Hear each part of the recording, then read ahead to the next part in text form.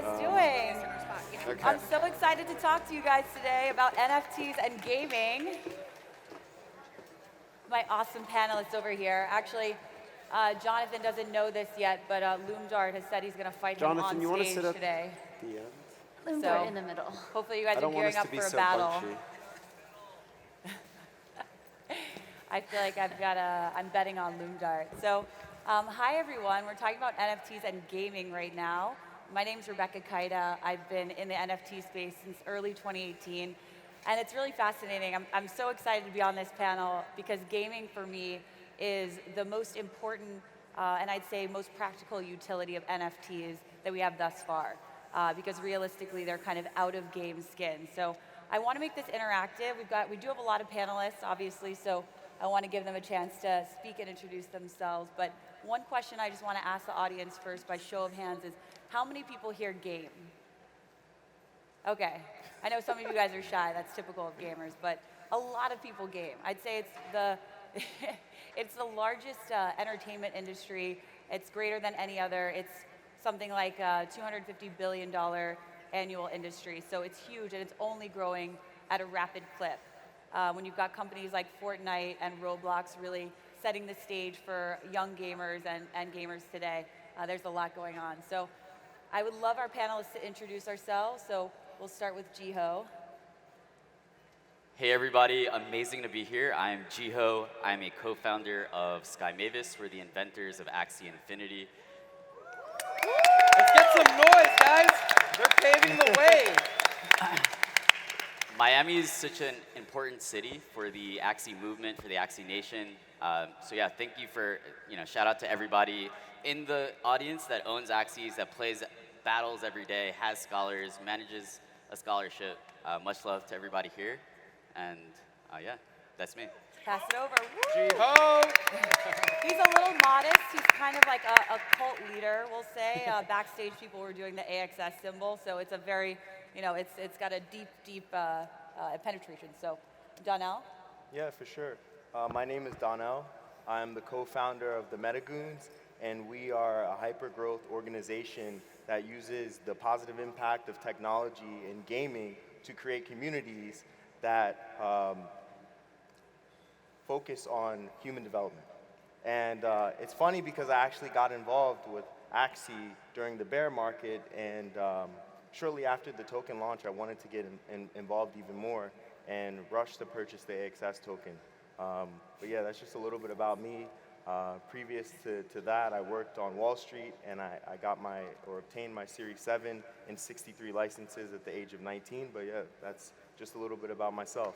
I love it. I guarantee there are some future guild members here in the crowd today, if there aren't already some among us. Albert. Hi, I'm Albert Ovadia. I'm one of the founders of AEXLAB. We're a VR technology and gaming company. We're homegrown. Two of the three founders are Miami natives, me being one of them. Miami has gone through so many changes, so many positive changes over the past 10 years. And our story is your story. A lot of you that are here are probably from Miami, so you know what I'm talking about. And if you're from Miami, cheer for Miami. Thank you. Yeah. So I'm the CTO, I'm the Chief Technology Officer. I focus on making sure that our team is educated on the technology that we're building. We build it, and we just really hope that gamers and other people can enjoy it with us. If you haven't tried virtual reality yet, I encourage everybody to stop by our booth. We have a booth by the entrance to the event. Our company's AEXLAB. Come play with us. Thank you. Oh, definitely if you have not tried VR, this is one of the things that is so transformative as an immersive experience, and the people who are building it are literally on this stage right now. Loom, take it away. Hey guys, my name is Loomdart. I am one of the co-founders of MetaDrop. I have two other co-founders, but they are at the office working on the drop while I'm the pretty face that talks. But no, yeah, so I'm kind of down here in Miami for a few weeks, so we could really work with the AEXLAB team in person to kind of make sure that the drop goes very well for them. And yeah, Yeah. it's much nicer than the UK here, I can say that. Yeah. There's heat. Oh yeah, well I just want to say, if you guys haven't seen Loomdart's boxing match, you guys should definitely watch it on YouTube after. Putting the Because guy on he's definitely blast. going to have a match with Jonathan Bruh. later. He lost, by the way. Yeah. Don't watch it. It's okay. Elizabeth? Hey everyone, I'm Elizabeth Clark, one of the founders of AEXLAB, and I'm the Chief Creative Officer. So basically I get to do all the fun stuff and make the game look good, and yeah. Great. I'm Jonathan. I love video games. I love crypto and blockchain, and I am just so honored to be here on a panel with such amazing thought leaders in the space that are much smarter than me, and I'm just so grateful. Thank you. Jonathan's really the hype man for the I'm VR just the hype studio. man, but like someone needs to hype the geniuses, right? Yes, 100%, 100%. And so, I want to start off this panel, right, by kind of setting the stage for people, because many, I'm sure after, at this point of the day, you guys understand what an NFT is, but how does that really interact in a game setting? And I kind of also want to, set this panel up like past, present, and future. And so we can kind of talk about how things have been done previously in games and gaming, and then we'll talk about today and then the future possibilities. So I'd love to ask my panelists, I know you guys have all played games. Clearly, that's why you're on this panel. But talk to me a little bit about the past game experience. Like, what has the game experience typically been like until this date? Can I Yeah, do this go one for it. first? All right, so I grew up and devoted a majority of my childhood to playing RuneScape. And I spent thousands of hours on this game, paying for gold, paying for power leveling, and there was no true ownership. So the old model of gaming, it kind of just evaporates when there's a trend shift. Yeah. And that's why we're all so bullish on NFT 2.0 or Web3 gaming. Yeah. Anyone else want to add to that? NFTs and gaming? Sure. So I see gamers as citizens that deserve property rights. In the traditional gaming industry, they're lacking these rights. They don't even know that they're something that they want, but a lot of them actually sense that something is wrong. In the traditional model, the game developers, the publishers, the app stores, they're taking close to 100% of the revenue generated by a game. Our model is a little bit different, right? In some ways, you can see it as reducing taxes from close to 100% to around 4 to 5%, which is the fee on the Axie marketplace. Yep, I totally agree. And I'd love to hear from AEXLAB crew and Loom, how has the previous VR gaming industry kind of operated? Has it included NFTs or virtual assets before? Yeah, so I could touch on that, I guess. So I'll start somewhere and then get into that. But basically, I think one of the most important things, or for me personally, is recognizing that games are art. Because in every other industry, be it music or film or fine art, these things are they're so carefully preserved and passed on from generation to generation, and they become a part of human heritage, and we share them and we treasure them. And the only way for games to have that same level of posterity, where we can really enrich our generation and future generations with these amazing projects, is recognizing that they're art and trying to find ways that they can truly be owned and then passed on or transferred. And the traditional gaming model, just generally speaking, not even just in VR, because the truth is, funny enough, VR is actually quite behind on a lot of these things, and VR is still following a lot of the old and tired paradigms. Mm-hmm. And there's been many other VR gaming people I've spoken to that maybe it's something about working in a bleeding edge technology that you're so in the nuts and bolts, just working so hard just to make it work, that you're missing, it's so easy to miss other important serious shifts that will change the way we play games forever. So yeah, but specifically recognizing that games are an art, reanalyzing, reassessing how ownership in games works, because, for instance, you mentioned your deep connection to RuneScape and the reality of it being that all of that time you spent, all the items that you have, and all these other layers to it that are important to you and to so many other players, because games are a lot more than just games. They become such a massive part of so many of our lives. I've met so many deep, meaningful friends just through the internet and through gaming.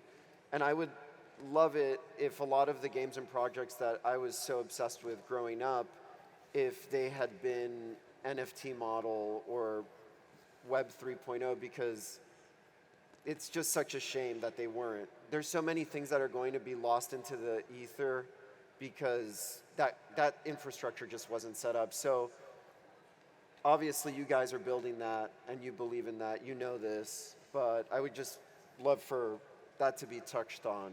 Yeah. Because it's such a big shift and it's so meaningful to so many gamers and so many people, but yeah. Yeah, I completely agree with you because it's kind of like when you buy something at a store, if that store goes out of business or you stop, going to that store, your things don't disappear, right? You're not able to they don't just go away into the ether. So it's like, why is that the same in these kind of virtual and digital spaces? So I'd love to, the AEXLAB's crew, I met you guys about a year or so ago. Elizabeth, I kind of fangirled very hard. Elizabeth is the creative genius at AEXLAB. She, one of her earlier projects working with Epic's Unreal Engine was building an album, she's a music producer as well, that had a world for each level, for each song rather, that you could explore. So each song and each track was a different world. So as soon as someone told me this, I'm like, I must meet Elizabeth. And Elizabeth, you impressed me tremendously. And it was really your vision that kind of propelled the AEXLAB endeavor forward. And can you speak a little bit about that mission? Yeah. Sure. Yeah, it's been a really long journey, and it's taken many turns that were unexpected, but it's something that I'm so happy to be where we are right now. I never would have expected 5 years ago that we would be developing a VR game and doing something on such a massive scale, and the whole thing really started as we were doing more art VR projects, and now tapping into like these bigger communities and doing like a first-person shooter, it's such another world where you're opening the doors to being able to,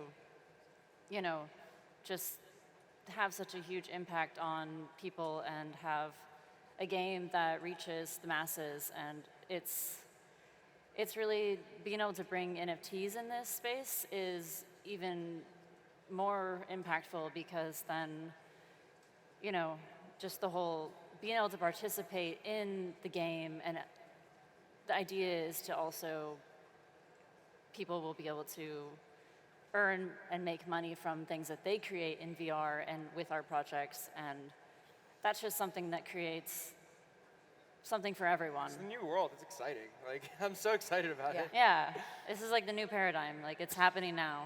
I completely agree. I think one thing I'd love for you guys to touch on is, the conception, I'd say, of, the older generations is that games are very kind of isolating. It's like you're never going to make money, you're never going to go anywhere with your life if you're playing games. And is that true?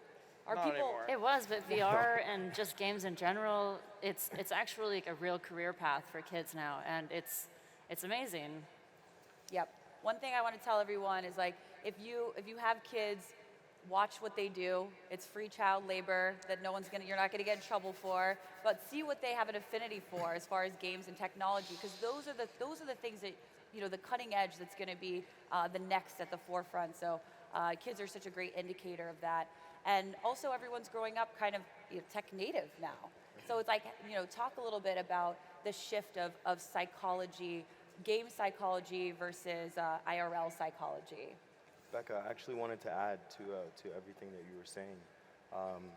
Personally, I was told as a kid, I'm wasting my time. I could be doing something that's much more productive by my parents. But in games like Axie, I look at it as much more than a game. It's a nation, that brings people together, that incubates these communities, and that's where we see this exponential growth.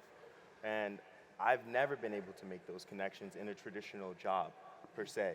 And that's my thoughts on that. I love that. And Jiho, I want you to add, because you shared some crazy stats backstage.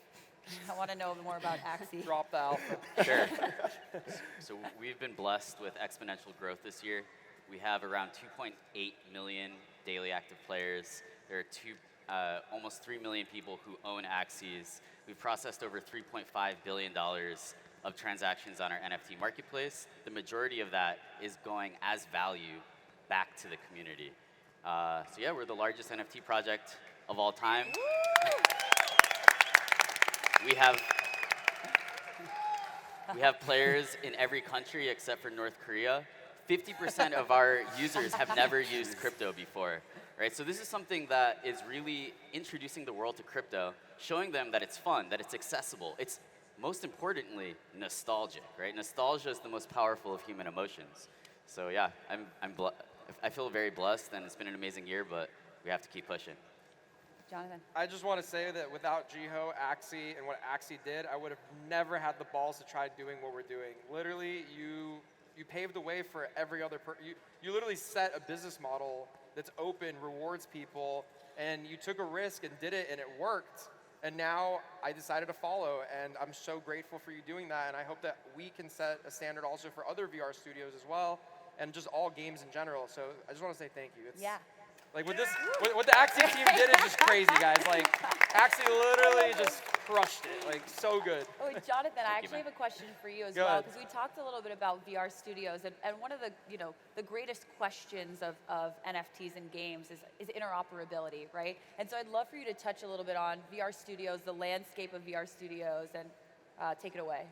So I'm biased to VR, obviously, but something about VR is, for example, you're playing Call of Duty, all it is Call of Duty. It's like a first-person shooter. It's awesome, don't get me wrong, but in VR, you can make like a Call of Duty house, right? And having a house in Call of Duty on a PlayStation or on a PC, it wouldn't make any sense. But in virtual reality, it makes so much sense. And the simple way to imagine it is reimagining a gamer's lobby. Instead of just being in a gamer's lobby, having voice chat, oh, you're done using the bathroom, you're done this, whatever, oh, you're ready, let's go into the game. We decided the game starts the second you put the headset on because you're inside of your virtual home, your virtual space. And then this sandbox of virtual space is what kind of evolved organically into being able to do anything you want. And I mean, one of the things I really love about NFTs and communities, and I'm gonna put Jiho here on the spot, he's not prepared for this, but Loomdart over here came up to me a month ago or 2 months ago with an amazing idea. He said, he just did a drop called Loomlock. It has a platypus as a meme, and he said, I want to be able to build a VR experience for my entire community to be able to enjoy and experience. Could you build that for me? And at first I was like, I never thought about that, but platypuses, the lore is pretty much you're supposed to murder them. And I was like, you know what, Call of Duty Zombies, I loved it. What about Wasi zombies in Vale? He's like, I love that. And then we got really excited. I'm like, all right, this makes sense. And it got me thinking that we would love to be what I like to think of kind of as like a metaverse developer. I would love to have NFT communities that are just crushing it come up to me and say, hey, I would love to collaborate, because I love collaboration. I love the idea of interoperability. If you own assets in one world, you should be able to use them in other worlds. And instead of like all these publishers kind of just like fighting for their spot and like out marketing, spending everybody, I think that money can be reinvested into the user, into the community, into the growth. And it's entertainment-wise, like games are so big that there's so much money that we don't have to be greedy. So I would love to put Jiho on the spot here and DJ and ask if there's any potential for a potential collaboration where we can bring in Axies into VR at some point. Wasi's first though, but. Sure, so what do you think about that? Yeah, part of our long-term vision is definitely for Sky Mavis to be one of only many developers building the Axie universe, right? This is why we built Ronin. We want to be the facilitator of the next generation of amazing premium NFT games, experiences, whether they be built by other developers on top of Axie, or whether you're bringing other strong IP onto Ronin. So yeah, I think that future is something that I'm super excited for. Yeah. You got your alpha, guys. It's coming. I think I closed a big partnership on stage. Hell yeah. I want to touch on something real quick. Jonathan, we can discuss more later. We'll discuss details later. Nothing's confirmed. I love this concept as metaverse as a service, because so many people have been talking about metaverse. It's probably like the #1 word on earnings calls for all companies. And a lot of people are trying to get into it, and it's like, what is the metaverse, right? So I'd love to ask the panelists too, as we kind of gear more into the present day, right? What is kind of the landscape that we're looking at right now? Loom, All right, take so it away. I'm going to pull this back just a tiny bit, back to the whole property rights statement. So basically, the way games work is, I'm going to use Fortnite as an example. So you download Fortnite, it's free to play, fine. You're not attached to it, and then you buy some skins, and then you buy some more skins, and suddenly you're playing Fortnite not because you enjoy the game, but because you spent thousands of dollars on skins. And like, this was really alien to me till I realized it's the same as like when you're in a losing trade. And like, you probably should close it, but you want break even, and you just keep waiting for break even, and then you get liquidated. Well, anyways, so by kind of adding interoperability into your game, you're saying to your user base that like, all right, guys, look, you can leave whenever you want to. They're not trapped in your system anymore. And this is like honestly a huge risk for any game company, since like having a chunk of users who are like guaranteed to be there because they're so entrenched in your system, and telling them like, guys, you don't have to, you can leave whenever you want. Like, you're basically taking away one of your best user retention mechanisms. And so this is like, for a while I've been wondering like, why do no gaming companies make games? Why is it kind of crypto companies making games? And it's because there's so much risk here. And like, their system works so well for value capture that like, it's not worth it for them. Which is why I think it's really cool that the Veil guys are kind of taking the leap and helping. I'm scared, but I'm down. Well, you know, I had a great conversation backstage with William Quigley from Worldwide Asset Exchange, and he had some deep insights into blockchain gaming versus AAA gaming, which are like the billion-dollar games that you guys have seen that take 8-10 years to make. But he kind of mentioned the landline phone, right? Where the landline phone is far superior to your cell phone, except for one thing, which is mobility. So it's like if the difference between blockchain-based games and NFTs is true ownership, and when the time that you invest in the game, playing the experience, you can actually take out, you can have something to show for it, that might be enough of an edge to actually port everyone over to that new experience.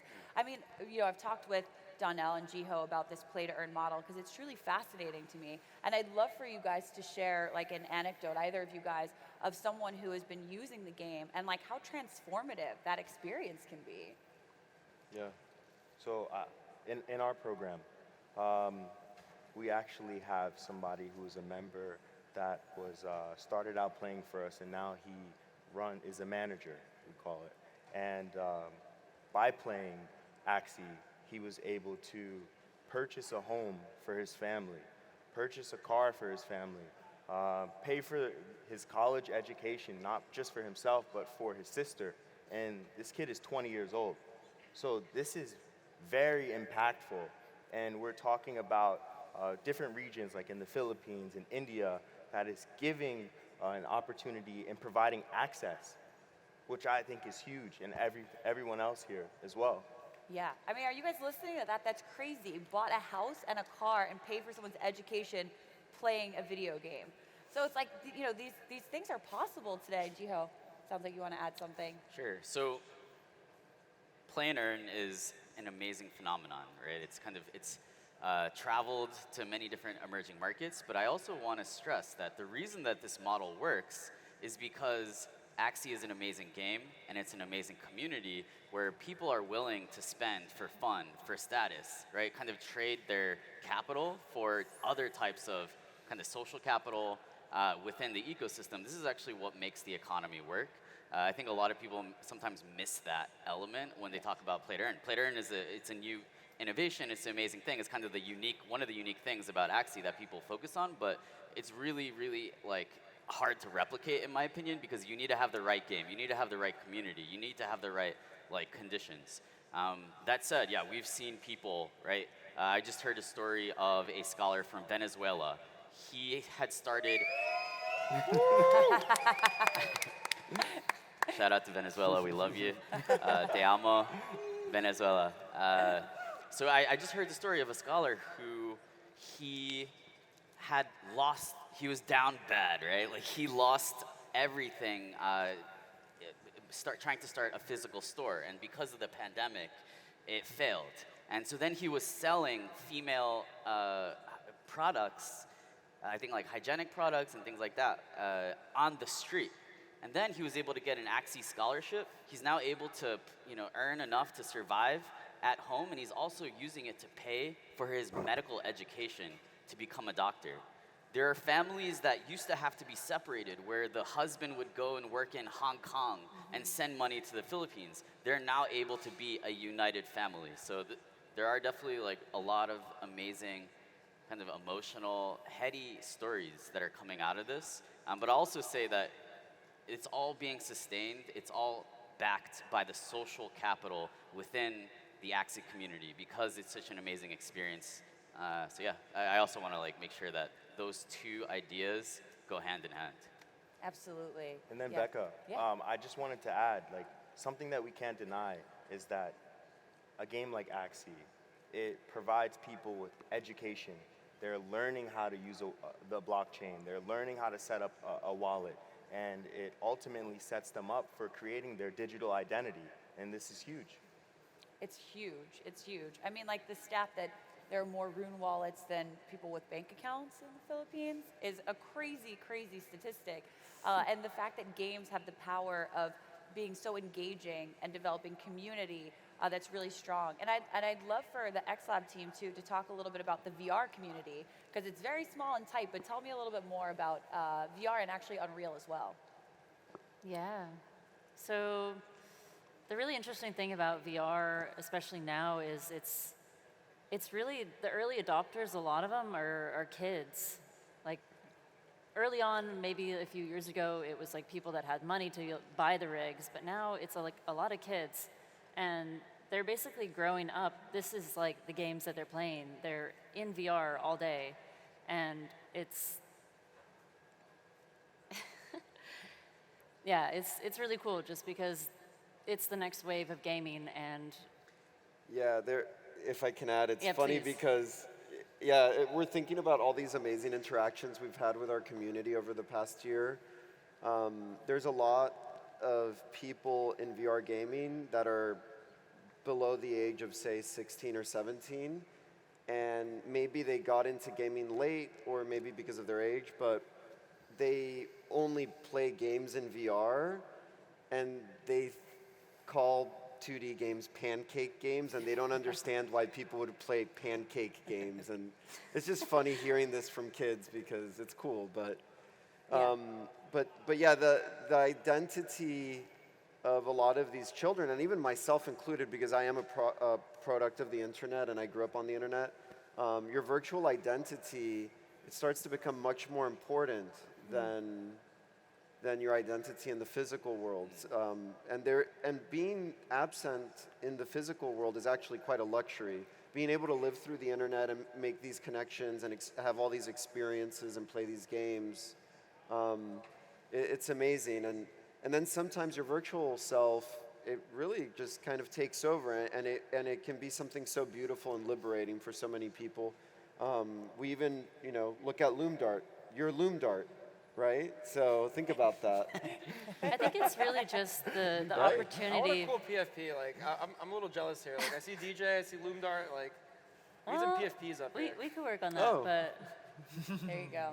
Some profile photo projects. But one thing I was going to add is I think just gaming in general, it's just you have such a bigger world that you can connect with, and that's something that you can't get IRL. Like you maybe have 100 people that you know, maybe intimately, probably less, but online, it's just infinite. Yep.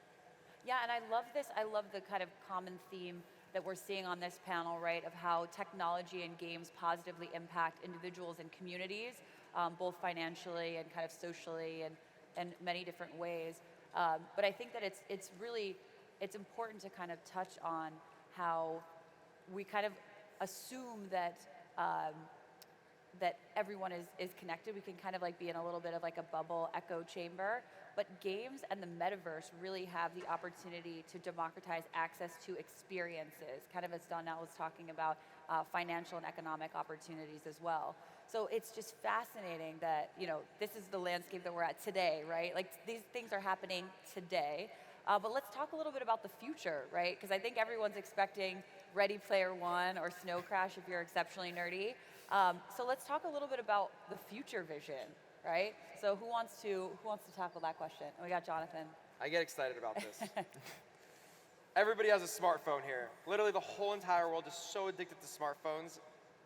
the vision that I see, and I'm curious what you guys think about it, is I see a future where smartphones are obsolete. I really believe that we're very close to having fully AR, VR glasses. AR first, though, sadly. It's not VR yet. But I genuinely believe that once we get rid of this whole phone thing where everybody's just like staring at their phones and kind of like disconnected from like what's happening in front of them, and just like in boardrooms, at restaurants, it's like very annoying. Like it's so annoying when people are on their phones. My favorite restaurants are the ones that have like the little box, like put your phone in here. I think with smart glasses that have AR, everybody's gonna be really connected. And when you're looking at your friends at a restaurant, instead of looking at your phone, you're gonna be looking at them, and you're gonna have like everything kind of enhanced. So I see a future where AR kind of takes over first, and then moving forward, I would hope that it happens where you can click a button and be in VR. And I imagine a future where everyone's kind of just like in augmented, enhanced reality, and can go to VR freely whenever they feel like it, fully untethered, just like on glasses. It's kind of the future that I imagine. What do you guys think? It's happening. Yes. Anyone else? The smart glasses aren't there yet. The Ray-Bans came out from Facebook, and like they just take pictures. I was kind of disappointed, but who knows? Oh no, don't say the F word on stage, Jonathan. M word. The M word now. Or, I think we're anyway. all thinking about it, right? It's like the elephant in the room, the Facebook metaverse or meta. Actually, I have to ask. I think you realize this, but how do you feel about the fact that you are like a massive threat to, The incumbents. yes, those. I think they copied our logo, right? Like, Yeah, like it's crazy, right? Yeah, and they copied his company's name. Like it's like out of control. They're chipping away at us. They're trying to. so I think we are entering a battle for the future of the internet, but I think that we have a lot of trends on our side. We're starting to see that grassroots internet communities are having incredible power in the physical world as well. So I think when I think long-term, super long-term about the Axie community, I believe that we will transition successfully from being a burgeoning digital nation state to actually having a homeland where all Axie owners are welcome, and it will, I think, like provide some security as well for the rest of the space. So that is one of my like long-term dreams. Hopefully we can make Miami kind of like one of our Axie cities across the world. But I think long-term we may need our own homeland that is recognized by the UN. I was asking Jiho Axie backstage. Nation. I like that. I'm like, what does it feel like to be a cult leader? What is it like? Gotta lead the people. It's important. It's still a very like small grassroots movement, but the stakes are going to get larger and larger, and we're going to face more powerful enemies. They're going to try to squash this beautiful thing that we've built because it threatens them. It threatens their business model. It threatens their way of life, their philosophy.